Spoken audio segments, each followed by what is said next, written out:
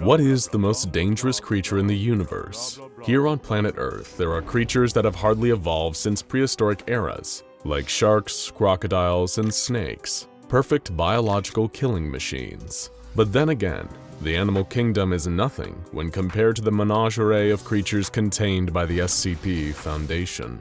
So once again, what is the most dangerous creature in the universe? Is it SCP-682, the damage-regenerating reptile with a hatred for all other forms of life? Or is it the Scarlet King? Or is the Broken God more deserving of that title? Maybe the answer still lies elsewhere. And thankfully, there is one SCP in the Foundation's archives that might not be the most dangerous itself, but teaches us a very important lesson about what the most dangerous entity truly is. This is the story of SCP-001, the Spiral Path. An important distinction before we go any further. SCP-001 doesn't refer to a single creature, object, or entity, but rather a collection of various anomalies contained by the SCP Foundation. It is unclear why there are multiple files collected under the shared designation of SCP-001. Some believe these anomalies are some of the earliest ever contained by the Foundation, encountered before they introduced their current numbering system. There is also the theory that this is intentional misdirection, that the multiple SCP-001 files are an attempt by the Foundation to conceal secret information about the true SCP-001. Anomalies sharing the name SCP-001 include the infamous aforementioned Scarlet King, a powerful eldritch being intent on ending all creation. Another anomalous being with similar levels of destructive power is the Gate Guardian, believed to be an angel standing at the entrance to the Garden of Eden. It too goes by the name SCP-001. But for the purposes of this video, we will be using SCP-001 to refer to something otherwise codenamed the Spiral Path. And while it is not a creature in and of itself, SCP-001 does yield one answer to that important question. What is the most dangerous creature in the universe? On paper, SCP-001 does not seem to be much, and it certainly doesn't appear to be any sort of threat. As its nickname suggests, the Spiral Path is exactly that, located deep in a wooded area known only as Site-0. SCP-001 is a gravel path in the shape of a spiral. Your first thought at hearing that might be, what could be so important about a path? If someone were to find themselves walking along the spiral path, traveling clockwise around the gravel, then they will find that nothing happens. It's just a normal path with slight inclines and declines as one traverses it. If one should walk counterclockwise around it though, then they will begin to experience SCP-001's first anomalous effect. The path will begin to feel as if it is sloping uphill, getting steeper and steeper. When they reach the beginning of the path again, a person will still feel as if they are walking endlessly uphill. All the while, the path itself does not move or change in form or altitude. To put it simply, walking one way around SCP-001 causes it to behave normally. Walking the other, the path does not adhere to the laws of physics. You may well be thinking, is that all? On a surface level, the spiral path does appear to just be an unmoving, low-threat anomaly. While it may not be as aggressive or malicious as some of the SCP Foundation's rogues gallery, it is still a spatial anomaly that defies all Euclidean geometry. That might sound like small potatoes when compared to everything the SCP Foundation has faced over the years, but bear in mind, if the spiral path is truly SCP-001, and the very first anomaly that the Foundation learned of, then a simple path that ignores the ordinary laws of space and time would have been a major discovery in the organization's earliest days. But why would they still keep the spiral path so heavily guarded all these years later? SCP-001 is kept behind a maximum security fence that has been constructed all the way around the perimeter of Site-0. At all times, the SCP Foundation keeps no less than 5 fully armed members of security personnel on site to keep watch over the spiral path, and to make sure that no one approaches it who isn't authorized to. There is a small metal plaque too, bearing an unknown inscription on it. Special containment procedures for SCP-001 state that this plaque is to be kept in good condition, and it should be immediately reported if it shows any signs of damage. A Foundation physics laboratory is also located nearby, where research staff tirelessly conducts scientific tests on SCP-001 and its anomalous properties. So there's definitely something more to the spiral path than a simple stroll around it would tell you. Attached to SCP-001's file is an item referred to as Document 001-05, written by high-ranking Foundation researcher Dr. Everett Mann.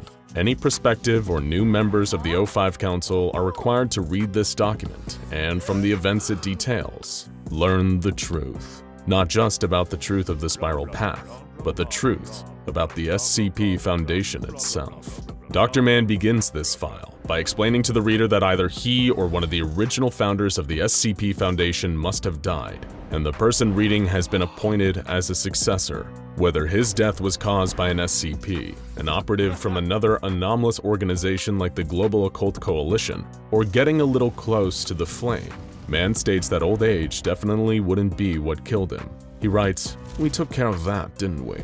Whether he means that he and the rest of the old guard are somehow immortal, or just working for the Foundation would likely mean dying before reaching old age, is unclear. But Dr. Mann's next statement is one that changes the very way we view the Foundation and its entire purpose. "We have never discovered an SCP in the entire history of the Foundation.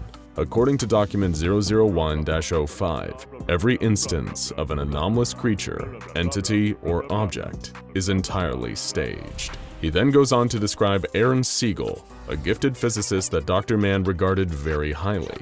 "I believe his name would be there with Edison, Einstein, and Hawking. I knew him very well. He was, and may still be, my brother." The pair evidently shared a close personal connection, and it was Siegel who first discovered SCP-001. During a hike, Aaron stumbled upon the spiral path, noticing that no matter how far uphill he seemed to travel, his elevation never once changed, only for him to end up back at the start of the path. Being a physicist, Siegel quickly realized how this unassuming gravel path did not conform to Euclidean geometry, that it did not fit within the laws of nature. Constructing a small wooden shack nearby, Aaron Siegel began to study the properties of the spiral path. Equation after equation, hours spent examining every variable and experimenting with his findings, until something unforeseen happened. Aaron created an SCP, a key that had the innate ability to open any lock.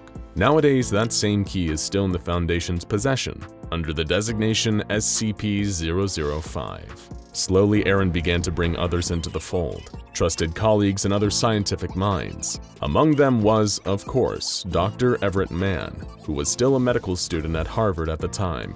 This brain trust, a think tank composed of only a select few, they were the very beginning, the ones who founded the SCP Foundation.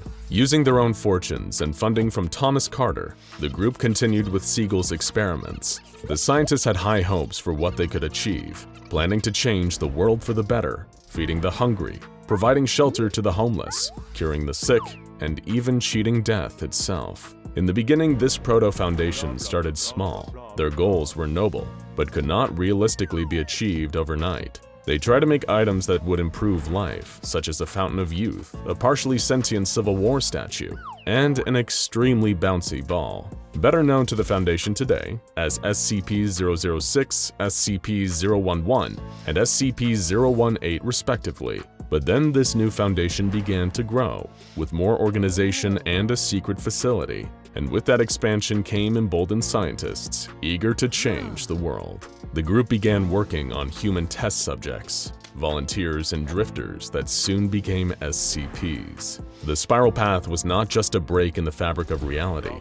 In a metaphorical sense, it referred to the spiraling path the newly formed Foundation itself was on. Every discovery they made led to another, and that to another still, until things started to go wrong. During the continuing experiments, Dr. Mann created SCP-008, a deadly zombie plague capable of infecting anyone with 100% lethality. More and more of the founders were so invested in their projects that the results were often nightmarish. The Foundation needed help. That came when Thomas Carter showed their work to the military in exchange for additional funding and personnel. The SCP Foundation expanded even further, becoming an international organization and bringing in new researchers and staff. In some instances, the founders would arrange for the anomalies they had created to be found by the new recruits. Other times they would fabricate reports, changing the details of how things like SCP-008 or the Fountain of Youth were first discovered. Anything the founders said was simply now a fact. No one questioned them. Even then, problems still arose. Founding members broke away from the SCP Foundation, some even creating splinter groups that would later become infamous groups of interest. The Foundation's directive shifted, now focusing on the containment of anomalies as yet more were created through darker means. SCP-231 was taken from an orphanage. Dr. Mann himself vivisected a small boy, who then became SCP-610, the flesh that hates. And there were more still. Abel, the blood pond, and even the hard-to-destroy reptile. All of them were the creation of the Foundation itself. But through it all, Dr. Mann wrote, he was never afraid of the path that the Foundation was on. He was never even afraid of all the monsters and abominations that he and the other founders had secretly created by studying SCP-001. What truly scared him were the anomalies the Foundation didn't create. There were some that would just appear in containment one day, even if they hadn't been there before. They would seem like they had always been there. Dr. Mann closes document 001-05 with the realization that he and the other founders simply were not in control anymore. The tale of Dr. Mann and the other founders of the SCP Foundation is one of noble intentions that ultimately became corrupted. At first, the founders created SCPs that they hoped would benefit humanity, but then came the mistakes, the accidents, the monsters, like SCP-008, SCP-610, and even SCP-682. The Foundation lied to the governments and militaries of the world, claiming they'd found these SCPs, not created them. And in return, they received funding and staff to expand, allowing the SCP Foundation to grow to become what it is today. Dr. Mann posits that at this point, the Foundation was no longer in control, but perhaps they never were. And all of this stems back from one singular starting point, the spiral path. It might be impossible to truly know how many anomalies and SCPs the Foundation created just from researching SCP-001. Only the O5 Council will ever know exactly how many of the Founders' discoveries they themselves were responsible for. And now you know the answer to what's the most dangerous creature in the universe. It's regular people, dabbling with something they could never hope to fully understand. Starting with the hope to change the world, only to create monsters that might one day destroy it. Now go check out SCP-001, which is the real 001, and SCP-001 The Scarlet King for more on the legendary SCP-001 designation.